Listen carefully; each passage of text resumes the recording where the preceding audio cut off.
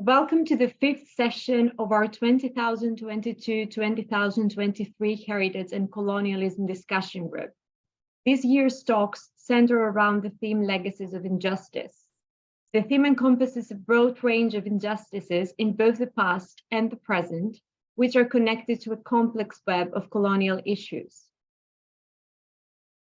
Without further delay, I would like to welcome today's speaker, Diti Bhattacharya. Diti is a resident adjunct with the Griffith Centre for Social and Cultural Research at Griffith University. Her area of research expertise includes human and cultural geography, migration and mobilities, and critical heritage and museum geographies. Her doctoral thesis examined spatial movements and material attachments in the second-hand book market of College Street, Calcutta. Diti's topic today will be Negotiating Discordant Colonial Injustices, an examination of formal and informal spaces of heritage in the former Portuguese territory of Panjim in Goa and former colony of Chandanagore in West Bengal. Welcome, Diti. The floor is yours. Hi, everyone. Just start presenting. Thank you very much for giving me this opportunity to present in front of, everyone who's interested in heritage and this lovely heritage and colonialism discussion group.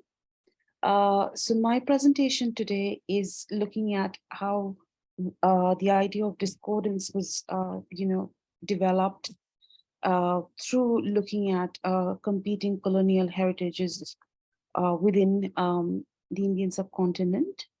So while India's British colonial heritage has garnered sustained attention at the intersections of museum studies and critical geographies of heritage, competing narratives of India's other European colonial heritages have very recently begun to be explored within scholarships of heritage and built environment. Narratives of colonial legacies within the context of the Indian subcontinent have largely centered on the British Raj. However, there has been a significant gap in discussions of other European colonial trajectories in India, such as the former French colonies of Karaikal, Mahe, and Yanam in Puducherry, Chandanagore in West Bengal, and the Portuguese colony of Panjim in Goa. Now, this absence is particularly noteworthy at the disciplinary intersections of critical geographies of heritage, museum studies, and geographical research in general. Focusing on Chandanagore and Panjim, in today's presentation, I'd like to discuss the material, affective, and political attributes of heritage to explore how competing or discordant colonial narratives are instrumental in renegotiating local identities in these cities. Using these tensions between universalist and enduring claims to India's British colonial heritage and its other competing European counterparts, which emerge in the museums and the city's public heritage precincts. This presentation examines Chandanagore and Panjim as city specialities of discordance that emerge through the interplay of competing narratives and historical claims. This is done by showing how the wider public spaces of heritage and historical legacies of the cityscape are used, remembered as signatures of French and Portuguese colonial past, while the museums continue to erase these competing narratives to reappropriate a sense of mythical national Indian identity. The presentation today will try to demonstrate the ways in which these two spaces are not necessarily in opposition to each other. And by these two spaces, I mean the public spaces of heritage and the formal spaces of heritage, such as the museums. They are culturally and politically continually converging and diverging with each other's narratives. In doing so, it suggests that the convergences and divergences in their approach to remember their French and Portuguese coloniality is in fact co-constructive and constitutive of the city's contemporary heritage practices. The convergence and divergence are noticeable through the interaction of affective and material politics of the authorized heritage discourse of the museum, the wider presence of French and Portuguese heritage through civic design and architecture in the city spaces, and the rivers Mandovi and Hooghly. Perched on the banks of river Hooghly, Chandanagar, a relatively small city of 30 miles from Calcutta in West Bengal, serves as a reminder of the region's French colonial past. Designed around the Strand, which is a 1.5 kilometer long stretch of boardwalk along the Hooghly River, the city of Chandanagar affirms its French colonial identity through the French museum known as Institut de Chandanagar, or the Dupleix Palace, built in 1812, and other adjacent architectural remnants of the French rule that comprise the city's architecture. Duplessis, who's the first known French entrepreneur to have come to Bengal in 1673 as a part of a temporary team, built a warehouse and stayed up in Chandanagar until 1676. He built this warehouse on a piece of land given to him in 1674 by Ibrahim Khan, Nawab of Bengal. Present-day Chandanagar was formally established as a French colony in Bengal, comprising of 3 villages of Borokrishnapur on the northern end of present-day Chandanagar, Gondulpara at the southern end, and Khalisani at the west. Chandanagar rose to its height of prosperity under the French colonial period with Joseph Francis Dupleix, who was the governor of Chandanagar from 1731 to 1741. Soon the Anglo-French War broke out and the British captured Chandanagar on 24th March 1757. But by 1763, through the Treaty of Paris, Chandanagar was returned to the French on 1765, which, barring a few more years here and there, when the English took control over Chandanagar, they administered till 2nd of May 1950. At this time, through a referendum, an overwhelming majority of Chandanagarians decided to join the Union of India. Today, the French colonial heritage of Chandanagar is formally present through a museum, a cultural center, the Chandanagar Church, and a tourist precinct adjacent to these 2 buildings known as the Strand. The official website of the Chandanagar Municipal Corporation provides no information on the touristic value of the region. In contrast, the popular tourism websites that cover places of interest in and around the area focus on this precinct as the only site where the heritage of the French colonial historical past can be revisited. However, an exploration into the city of Chandanagar beyond the museum precinct and the Strand reveals a plethora of buildings, monuments, architectural remnants, and other public spaces that remains a testament of the French colonial heritage of the city. A tension is evident between the public architectural city spaces and the formally constructed heritage space comprising of the museum, the church, the cultural center, and the Strand. These spaces do not act in opposition to each other, but their existence converge and diverge within the context of documenting French coloniality in the city.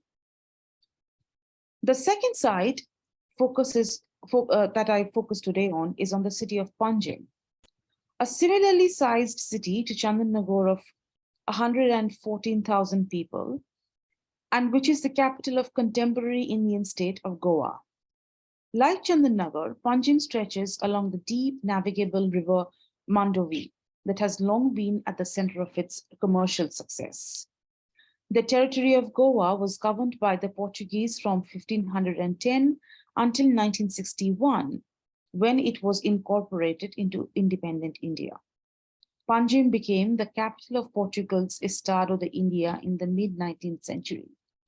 Controlling the strategic crossing over the river Mandovi, the city was rapidly expanded as the principal site of civil government. It was also the location at which the final Portuguese Governor General signed the surrender to India in December 1961. Today, the city of Panjim is simultaneously a touristic, administrative, and commercial center for the state. Its historic center remains focused along the colonial heritage that lines the Mandovi River, the former governor's palace, statues, fountains, and Portuguese architecture line the busy riverscape. Tourists walk the narrow streets, pausing in bars and cafes that occupy heritage buildings before taking tours of the Portuguese Quarter. Many enjoy the sense of glamour, gambling on the many casino ships moored in the river, or partaking of Portuguese cuisine in the restaurants. Others simply walk the promenade under the glittering lights that hang between lampposts that stretch along the city's riverfronts. Like Chandanagar, the museum, located symbolically in the old Secretariat building of the Portuguese era, tells a very different narrative to the bustling cultural tourism along the river. Its stark displays affirm a space that has always been India, even when occupied by European colonizers. The claim is not directly in opposition to the heritage precinct outside, but a different historical narrative nonetheless emerges within its walls. India's colonial history is primarily dominated by the legacies of British Raj, and this is often reflected in the ways in which that spaces of heritage are archived and documented in the subcontinent. Contrary to popular belief, Bengal was introduced to coloniality not solely because of the British Raj, but equally through its geographical, socio-political, and economic relation with non-English European colonizers, such as the French, Portuguese, Dutch, Swedes, and the Greeks. Goa too was a site of contestation between the Portuguese, Dutch, and the English. Yet, colonial encounters are often seen as mononational, with the colonial history of a particular colonized nation being primarily ascribed to a single master colonizing nation, for example, the United Kingdom for South Asia, and especially for Bengal. Consequently, recent practices of heritage conservation have witnessed what Hertzfeld describes as an increasingly homogeneous set of cultural, moral, aesthetic, and political values that universalize colonial history in the subcontinent. Within the context of Indian cities and public sites of heritage, this has become particularly limiting insofar as the preservation and acknowledgement of the nation's interaction with other European colonialities are concerned. Like many other nations emerging from and negotiating their colonial past, post-independent governments' nation-building practices have been deeply entangled with the acquisition of heritage buildings, development of national museums, and public spaces of heritage. Even though these are developed in public spaces, they adopt the museum model, whereby these spaces use the aura of depth and legitimacy with regard to history and tradition, but also enjoys a certain secular claim, as Jain points out. However, this claim to secularism is only acknowledged in so much as they are appropriated by Hindu nationalist agenda. Thus, India's spaces of heritage, both museums and public sites, can seem to be trapped in the tension between being a carrier of British colonial history and a torchbearer of its post-colonial cultural identity. India's politics of heritageization post-independence were to create an enduring narrative of the Indian civilization through systemic appropriations and erasures of various regional and temporal phenomena. The centering of an Anglo-centric historiography and common sense and the creation of a colonizer-colonized duo is seen as an irreconcilable binary, with each conceived of as the very other of the other, promoting a hostile and rather Manichaean model of coloniality. In addition, this duality often aids in contributing to a uniform, homogenizing narrative of nation building that fosters the creation of an idea of a unified India, devoid of its complex colonial history. As a result of this, heritage spaces of Indian cities that have a colonial history different to the British have often experienced a sense of unease, discomfort, and what this research terms as discordance within their own historical tragedy. It is within these complexities and tensions which characterize India's heritage sites that this research project has emerged. The idea of discordance that is being developed through this project can be treated as a lens to trace the unique ways in which museums and the public heritage sites of these two cities mobilize their French and Portuguese colonial heritage in present times while negotiating with the heritage of the British Raj. This project uses an understanding of discordance at the intersections of critical heritage studies and non-representational theory. However, this is not the only trajectory of discordance that is at play at Chandannagore and Panjim. Post-independence from their respective colonial powers, these cities have also created newer identities for themselves. For example, Chandannagore is known for its French colonial heritage past, but primarily within the limits of the authorized heritage discourse presented through the local museum and the Chandannagore city website. Outside of such representation, Chandannagore has developed newer cultural and social identities that form integral aspects of the heritage of the city. Goa is well known for its Portuguese colonial past, creating a rich colonial legacy of forts and as well as churches, several of which comprise a UNESCO World Heritage Site. Panjim is far less famous as a space for colonial heritage.